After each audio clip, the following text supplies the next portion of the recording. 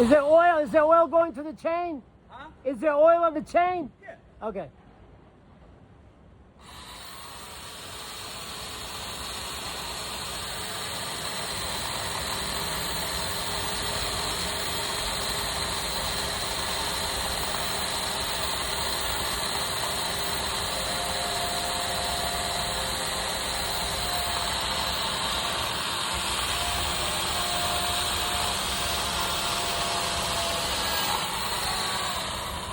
What's happening?